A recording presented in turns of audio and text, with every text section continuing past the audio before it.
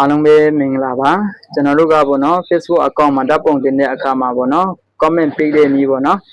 ကျွန်တော်တို့ရဲ့ဓာတ်ပုံကို comment လာမှလို့မရအောင်ပေါ့နော်ဘယ်လိုပေးရမလဲဆိုတာဒီ comment ပေးတဲ့ဒီနည်းလမ်းလေးကိုပေါ့နော်ကျွန်တော်အစအဆုံးပြန်ပြီးတော့မှ sharing လုပ်ပေးသွားပါမယ်ဆိုတော့ကျွန်တော်တို့ဗီဒီယိုကိုစလိုက်ကြရအောင်ဆိုတော့ကျွန်တော်က back ကရင်ဆုံးပြန်လိုက်မယ်ပေါ့နော်လုံးဝအစကနေကျွန်တော်ပြပေးမယ်ပေါ့နော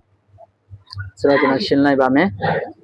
Okay ဆိုတော့အရင်ဆုံးကကျွန်တော်တို့ကဒီကိုယ့်ရဲ့ဖုန်းမှာရှိတဲ့ Facebook page ကိုအရင်ဆုံးဝင်ပေးပါပေါ့နော် Okay အခုလိုမျိုးပေါ့နော်ကျွန်တော်တို့ကကိုယ့်ရဲ့ Facebook page ကိုရောက်ပြီဆိုရင်ဒီမှာကျွန်တော်ကတော့ဒီဓာတ်ပုံဒီမှာပဲစမ်းပေးမယ်ပေါ့နော် mix ဆိုတော့တင်မိသားရှိတယ်ဆိုရင်ပေါ့နော်ဒီမှာကိုယ့်ရဲ့ profile မှာသွားပြီးတော့မှဒီမှာတင်ထားတဲ့ဓာတ်ပုံတွေကိုကျွန်တော်တို့ကဒီမှာcomment ပေးထားလို့ရတယ်ပေါ့နော်ဆိုတော့ကျွန်တော်ကတော့အဟောင်းကိုတော့ကျွန်တော်မပြတော့ဘူးပေါ့နော်ကျွန်တော်အခုတခါလေးတင်ပြီးတော့မှပြပေးမယ်ပေါ့နော်ဆိုတော့ကျွန်တော်ဒီမှာဓာတ်ပုံတစ်ပုံကိုကျွန်တော်တင်လိုက်မယ် Okay ပြီးလို့ရှိရင်တော့ကျွန်တော်ကဒီမှာဘာညာပေါ့ကွာဒီမှာကောင်းစပေါ့နော်ကျွန်တော်အစမ်းတဲ့ဘောဆိုတော့ပြီးလို့ရှိရင်ဒီ next ကိုပဲနှိပ်လိုက်ပေါ့နော် Okay ပြီးလို့ရှိရင်တော့ဒီမှာ share ကိုနှိပ်လိုက်ပေါ့နော်ပြီးလို့ရှိရင်တော့ခဏလေးစောင့်ပေးလိုက်ပေါ့နော်ဒီမှာသွားနေပြီပေါ့နော်ခဏလေးစောင့်ပေးပါနော်ခဏလေးစောင့်ပေးပါ Okay ဆိုတော့ပြီးသွားပြီပေါ့နော်ဆိုတော့အခုကျွန်တော်တို့တင်လိုက်တဲ့ဟာတွေဒီမှာကဘာလုံးနေပေါ့နော်ဆိုတော့လူတိုင်းကကျွန်တော်တို့ကိုလည်း comment လာမှလို့ရတယ်ပြီးလို့ရှိရင်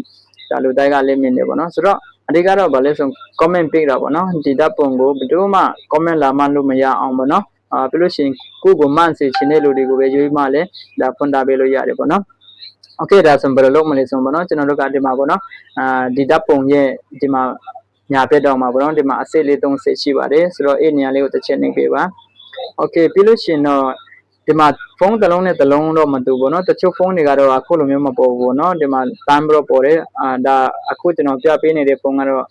Redmi ဖုန်းပေါ့เนาะ Redmi ဖုန်းဆိုတာအခုလိုမျိုးပေါ်လိမ့်မယ်ပေါ့เนาะဆိုတော့ကျွန်တော်နဲ့ဖုန်းအမျိုးအစားတူတဲ့လိုကတော့အခုလိုမျိုးပေါ်လိမ့်မယ်ဆိုတော့ကျွန်တော်တို့ကဘေးကိုနှိပ်မလို့ဆိုရင်ဒီမှာ more option ဆိုတာရှိတယ်เนาะဒီနေရာလေးကိုတစ်ချက်နှိပ်ပေးပါပေါ့เนาะဒီမှာစာက2ကြောင်းပဲရှိတယ်အောက်ကကြောင်းပေါ့เนาะဆိုတော့အဲ့နေရာလေးကိုတစ်ချက်နှိပ်ပေးပါ Okay ဆိုတော့ဒီနေရာမှာရှိတယ်ပေါ့เนาะဆိုတော့ကျွန်တော်တို့ကဘာလဲဆိုရင်ကျွန်တော်တို့ကဒီဓာတ်ပုံကို comment မှတ်လို့မရအောင် pick မှာပေါ့နော်ဆိုတော့ဒီမှာပေါ့နော် who can comment on your post ဆိုတာရှိတယ်နော်ဒီမှာပေါ့နော်ဒီမှာဘယ်လဲ message ပုံလေးနဲ့ရှိတယ်ပေါ့နော်ဒီမှာပေါ့နော်ဒီစာကြောင်းလေးပါဆိုတော့အေးနေရာလေးကိုတစ်ချက်နှိပ်ပေးပါ Okay ဆိုတော့ဒီနေရာမှာကျွန်တော်ရှင်းပြမယ်ပေါ့နော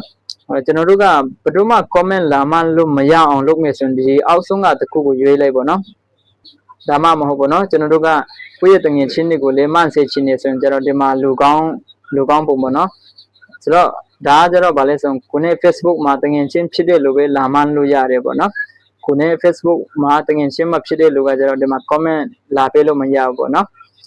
ဆိုတော့ဒီတတိယတစ်ချက်ပေါ့နော်ဒီဟာကကျတော့ဘာကိုပြောချင်တာလဲဆို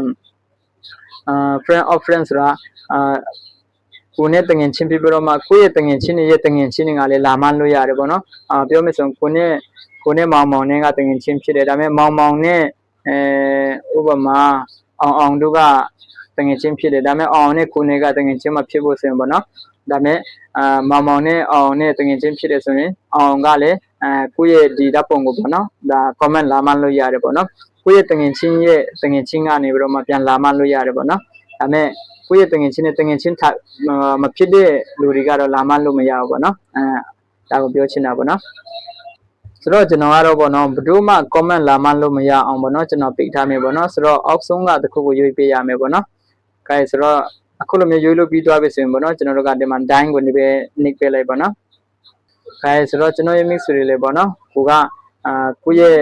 Facebook account မှာပေါ့နော်ဓာတ်ပုံတင်တာပဲဖြစ်ဗီဒီယိုတင်တာပဲဖြစ်ပေါ့နော် comment မှန်တာမကြိုက်ဘူးပြီးလို့ရှိရင်ပေါ့နော်ကိုယ့်ရဲ့တငယ်ချင်းတွေကို comment မှန်စေချင်တယ်အပင်ကလူကိုမှန်စေချင်မှာပေါ့နော်ဒီလိုမျိုးတွေပေါ့နော်အခုလိုမျိုးcomment ပေးတဲ့နည်းတွေပေါ့နော်ကျွန်တော်ပြန်ပြီးတော့မှ sharing လုပ်ပေးသွားတာဖြစ်ပါတယ်တကယ်လို့ပေါ့နော်ဒီဗီဒီယိုကိုကြည့်တဲ့အခါမှာနားမလည်တာများရှိတယ်ဆိုရင်လည်း comment အောက်မှာမှတ်ပေးခဲ့ပါနောက်ထပ်သိချင်တဲ့အကြောင်းအရာများရှိရင်လည်း comment မှာတောင်းဆိုနိုင်ပါတယ်ဒီနေ့ကတော့ဒီလောက်ပါပဲအားလုံးပဲအဆင်ပြေကြပါစေ